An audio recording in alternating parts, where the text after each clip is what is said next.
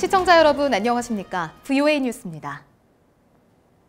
도널드 트럼프 대통령이 북핵 문제는 대부분 해결됐다면서 강력한 검증 절차로 최대한 빠른 비핵화를 원한다고 말했습니다. 북한 김정은 위원장과는 주말 사이 직접 전화 통화를 할 것이라고 말했습니다. 박승혁 기자가 보도합니다. 백악관 앞뜰에서 기자들을 만난 트럼프 대통령은 김정은 위원장과 관계가 좋아져 북핵 문제가 대부분 해결됐다고 단언했습니다. 그러면서 일요일에 김 위원장과 통화할 것이라고 말했습니다. More importantly than the document, I have a good relationship with Kim Jong-un. I told him, I gave him a very direct number. He can now call me if he has any difficulty. 논란이 된 미한 연합훈련 중단은 자신이 먼저 제안했다고 밝혔습니다. 비용이 많이 들기 때문이라는 것입니다. That was my offer, just so you understand, military. Okay, do you want to hear? Okay. Military, I call them war games.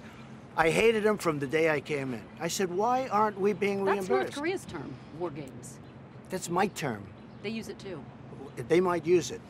We pay for it. 트럼프 대통령은 이어 많은 것을 포기한 쪽은 자신이 아니라 김 위원장이라고 말했습니다. 북한은 7개월 넘게 미사일과 핵실험을 하지 않고 있다는 것입니다. 북한의 비핵화에 대한 검증과 시간 등을 묻는 질문에는 답변이 짧았습니다.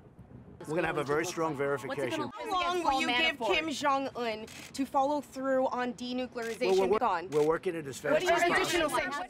이어 북한은 전사자 유해를 돌려주기로 했다며 이것은 어느 누구도 가능할 걸로 생각지 못한 일이었다고 강조했습니다. 트럼프 대통령은 그러나 인권을 탄압하는 김정은이 어떻게 자국민을 사랑한다고 말할 수 있느냐는 질문에는 답하지 않았습니다. VOA 뉴스 박승혁입니다. 북한의 인권 개선이 이루어지기 전까지는 대통령이 대북 제재를 해제할 수 없도록 하는 법안이 미 하원에서 발의됐습니다. 북한 인권 문제를 개선하지 않으면 향후 미국과 협상할 수 없다는 경고 메시지로 분석됩니다. 조상진 기자가 보도합니다. 미국 하원 외교위원회 소속 브랜던 보일 민주당 의원과 랠프 로먼 공화당 의원은 의회가 북한의 인권 개선 상황을 보고받고 승인해야만 대북 제재를 완화할 수 있도록 하는 내용의 법안을 공동으로 발의했습니다. 대북 제재 완화 범위를 비핵화뿐 아니라 인권 개선으로까지 넓힌 것입니다. 대북 제재 완화 조건으로는 3가지가 제시됐습니다. 북한이 정치범 수용소 운영 등 끔찍한 인권 유린 행위를 중단할 것과 주민 대상의 범죄 행위 공개, 북한에 억류됐다 풀려난 직후 사망한 오토 원비어 씨에게 저지른 만행을 유가족에게 공식 사과할 경우 등입니다. 전문가들은 미 의회가 중요한 시기에 제 역할을 했다고 평가했습니다. 북한 문제의 완전한 해결은 비핵화만이 아니라면서 이번 법안은 향후 전개될 미북 협상을 앞두고 북한에 던진 중요한 메시지라고 분석했습니다.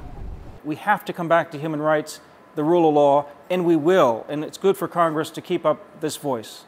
법안을 발의한 보일 의원 측은 인권 문제는 미국 정체성의 핵심이라면서 이번 대북 제재 해제 금지법에 대한 의원들의 초당적인 지지가 이어질 것이라고 밝혔습니다.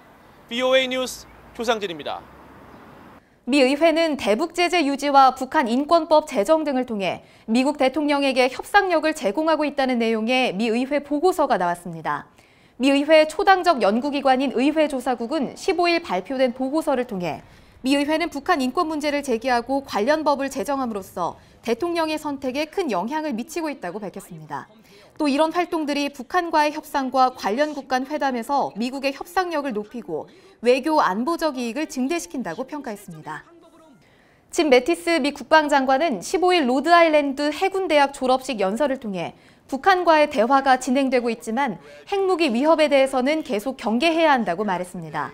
또 핵무기 확보를 추구하는 여러 나라들이 있다면서 특히 중국이 핵을 통해 세계 질서를 재편하려는 장기적인 계획을 갖고 있다고 지적했습니다.